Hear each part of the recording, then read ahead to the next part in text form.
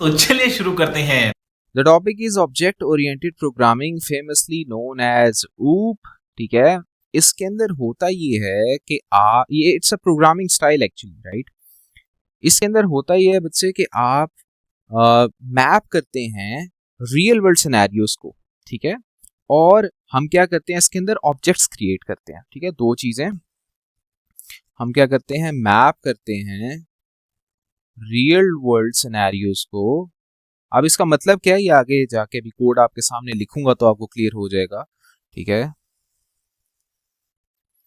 Real world scenarios को map करते हैं, ठीक है, और हम ऑब्जेक्ट्स क्रिएट करते हैं इसके अंदर, ठीक है। ऑब्जेक्ट्स क्रिएट करते हैं। अब इसका मतलब क्या है, ठीक है। इसका मतलब ये है, इसीलिए इसको ऑब्जेक्ट ओरिएंटेड प्रोग्रामिंग कहते हैं, क्योंकि इसके अंदर हम ऑब्जेक्ट्स क्रिएट कर रहे होते हैं, ठीक है। तो अच्छा, देखिए एक बेसिक सी चीज जो कि आपने माइंड में रखनी है, ऑब्जेक्ट हमेशा बनता है किसका, किसी क्लास का। ऑब्जेक्ट किसका बनता है, हमेशा किसी क्लास का। अब ये क्लास क्या है, ऑब्जेक्ट कैसे बनता है, ठीक है। पहले तो ये मैं आपको समझाऊंगा, ठीक है, क्लास कैसे बनती है, ऑब्जेक्ट कैसे बनता है, क्यों बनता है, पेपर में क्वेश्चन किस तरह के आते हैं, सॉल्व कैसे करेंगे, वो सेकंड स्टेप है, ठीक है। तो पहले तो मैं आपको अभी यहाँ पे बताऊंगा कि क्लास कैसे बनाई जाती है, ठीक है। तो आते हैं पाइथन के कोड पे डायरेक्टली, ठीक है, और मैं आपको सिखाता हूँ कि क्लास किस तरह से बनाई जाती है, ठीक है। अच्छा अच्छा, क्लास वहां पे आने से पहले एक और छोटी सी चीज जो कि आपको पता होनी चाहिए। देखो, ऑब्जेक्ट के पास, किसी भी रियल लाइफ ऑब्जेक्ट की अगर आप बात करें ना, तो उसके पास दो चीजें होती हैं। एक तो उस ऑब्जेक्ट के कोई ना कोई एट्रीब्यूट्स होते हैं,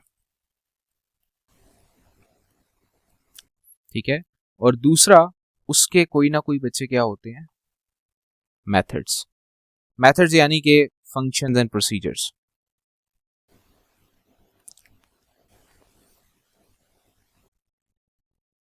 मैं इसकी एक एग्जांपल देता हूँ। सपोज करो कि कोई भी रियल लाइफ ऑब्जेक्ट आप उठा लो, ठीक है।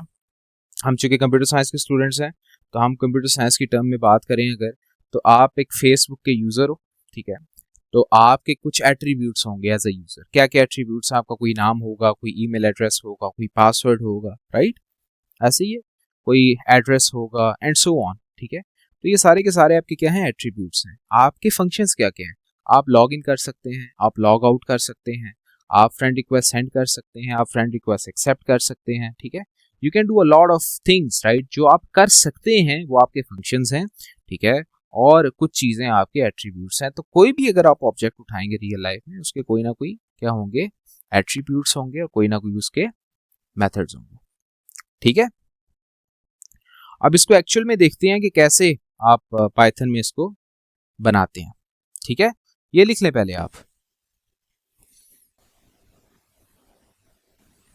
अच्छा, अब देखिए पाइथन के अंदर ये कैसे करेंगे आप, ठीक है। 2000 years later.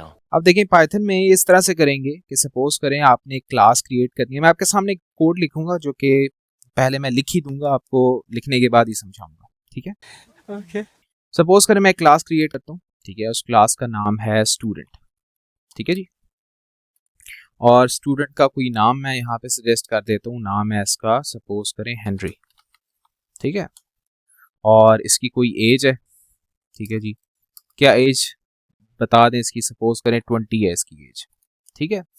और फिर बस ठीक है, राइट, इतना ना है।